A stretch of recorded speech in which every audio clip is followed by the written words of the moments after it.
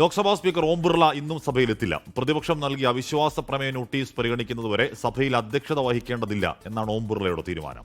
PM കെയറിൽ ചോദ്യങ്ങൾ അനുവദിക്കാൻ പാടില്ലെന്ന പ്രധാനമന്ത്രിയുടെ ഓഫീസിന്റെ നിർദ്ദേശം പ്രതിപക്ഷം പ്രധാന ആയുധമാകും. ബൽറാം നെടുങ്ങാടി വീണ്ടും ചേരുകയാണ് ഡൽഹിയിൽ നിന്ന്. Balram, good morning again. ഇപ്പോൾ സ്പീക്കറുടെ പെരുമാറ്റം അത് പക്ഷപാതപരമാണ് എന്നാണല്ലോ പ്രതിപക്ഷം പറയുന്നത്. ഇതുമായി ബന്ധപ്പെട്ട് ഇനിയിപ്പോൾ ചെയർ ചെയ്യാൻ താനില്ല എന്ന സ്പീക്കറുടെ ഒരു നിലപാട് എന്തായിരിക്കും ഇന്നത്തെ ഒരു നമുക്ക് ഊഹിക്കാവുന്ന കാര്യങ്ങൾ? Very good morning Christina, Hashmi.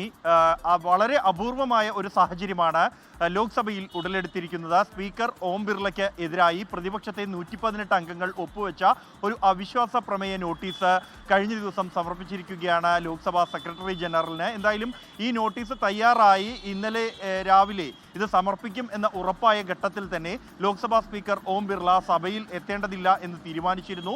ഇന്നലെ ദിവസം 2 തവണ സഭ ബഹളത്തെ തുടർന്ന് പിരിഞ്ഞിരുന്നു. അതിനുശേഷം ബജറ്റ് ചർച്ചകൾ ആരംഭിച്ച ഘട്ടങ്ങളിൽ ഒന്നും തന്നെ അദ്ദേഹം സഭയിൽ ഉണ്ടായിരുന്നില്ല. ഇത്തരത്തിലൊരു നോട്ടീസ് സമർപ്പിക്കപ്പെട്ട സാഹചര്യത്തിൽ ധാർമ്മികത മുൻനിർത്തിയാണ് ഒരു തീരുമാനമെടുക്കുന്നത് എന്നാണ് അദ്ദേഹത്തിൻ്റെ ഓഫീസ് അറിയിച്ചിരിക്കുന്നത്. ഇന്നും അദ്ദേഹം സഭയിലെത്തില്ല. ഈ നോട്ടീസ് പരിഗണിക്കുന്നത് വരെ അദ്ദേഹം എത്തില്ല എന്നാണ് തീരുമാനിച്ചിരിക്കുന്നത്. മാർച്ച് 9 ആയിരിക്കും ബജറ്റ് സമ്മേളനത്തിൻ്റെ 2ാം പാദം ആരംഭിക്കുന്ന ദിവസമായിരിക്കും അദ്ദേഹത്തിനെതിരായ ഈ അവിശ്വാസ പ്രമേയ നോട്ടീസ് പരിഗണിക്കുക എന്നാണ് നമുക്ക് ലഭ്യമാകുന്ന വിവരം. ഈ നോട്ടീസ് പാസ്സാകാൻ 272 അംഗങ്ങളുടെ പിന്തുണ ആവശ്യമാണ് എന്നതുകൊണ്ട് തന്നെ നിലവിലെ സാഹചര്യത്തിൽ അവിശ്വാസ പ്രമേയം പാസ്സാകാനുള്ള സാഹചര്യം കുറവാണ്. തൃണമൂൽ കോൺഗ്രസിൻ്റെയും NCPയുടെയും പിന്തുണ അതിന് ഇല്ല എന്നിരിക്കെ എന്തായാലും ഈ അപൂർവമായ 1987 ശേഷം 39 വർഷത്തിന് ശേഷമാണ് ഇത്തരത്തിലൊരു സാഹചര്യം ഉടലെടുത്തിരിക്കുന്നത്. എന്ന് പറയുമ്പോൾ PM care fund, PM care പിരിക്കുന്ന ജനത്തിന്റെ പണം തന്നെയാണ്. അതൊരു പക്ഷേ പൊതു എക്സ്ചക്കറിന്റെ ഭാഗമല്ല എന്ന് പറയുമ്പോൾ പോലും അപ്പോൾ അതിൽ ചോദ്യങ്ങൾ പാടില്ല, അതിന്റെ വിവരങ്ങൾ അറിയാൻ കഴിയില്ല എന്ന് പറയുന്നത് ജനത്തിന് ആ വിവരങ്ങൾ അറിയാൻ കഴിയില്ല എന്നാണല്ലോ അർത്ഥം. അതിനെങ്ങനെയാണെന്ന് വിശദീകരിക്കാൻ കഴിയുക?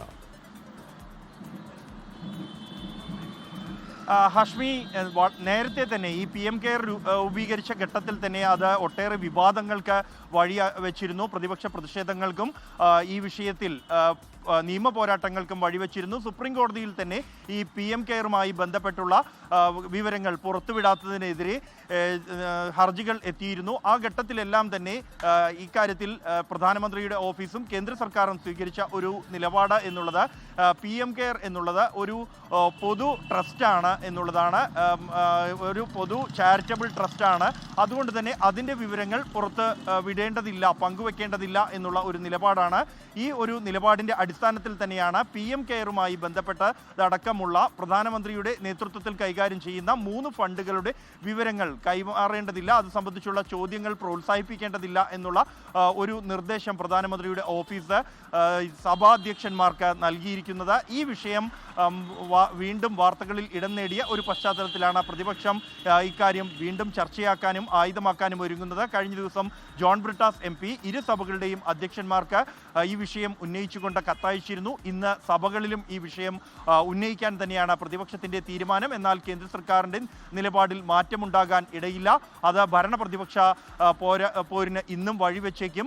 എന്തായാലും ബജറ്റ് മേലുള്ള പൊതുചർച്ചയാണ് 2 സഭകളിലും ഇന്ന് ലിസ്റ്റ് ചെയ്തിരിക്കുന്നത്. ഓക്കെ, ബൽറാം നെടുങ്ങാടി ഡൽഹിയിൽ നിന്ന് ആ വാർത്തയുടെ വിവരങ്ങൾ നൽകുകയായിരുന്നു. സഭ കലുഷിതമാണ്, കഴിഞ്ഞ ഒരാഴ്ച സഭ കലുഷിതമാണ്. അതിനിടയിൽ PM കെയറിനെ പറ്റി ചോദ്യങ്ങളൊന്നും ചോദിച്ചുകൂടാ എന്നുള്ള പ്രതികരണം വരുന്നുണ്ട്. നരവനയുടെ പുസ്തകം, അതിലെ പരാമർശം, ആ പുസ്തകം വെളിച്ചം കണ്ടില്ല, അതുകൊണ്ട് അത് പറയരുത് എന്ന് പറയുന്ന അങ്ങനെ ആകെ അടികലശമായി കിടക്കുകയാണ്. അപ്പോൾ എന്താകും ഇന്ന് ഡൽഹിയിലെ കാഴ്ച എന്ന് നമുക്ക് വരും ദിവസങ്ങൾ കാണാം. ലോകത്തെവിടെയായാലും ഏത് സമയത്തും 24 വാർത്തകളും ഓഗ്മെന്റഡ് റിയാലിറ്റി പാക്കേജുകളും എക്സ്പ്ലെയിനറുകളും വിശദമായി കാണാൻ ഞങ്ങളുടെ YouTube ചാനൽ നിങ്ങൾക്ക് സബ്സ്ക്രൈബ് ചെയ്യാം.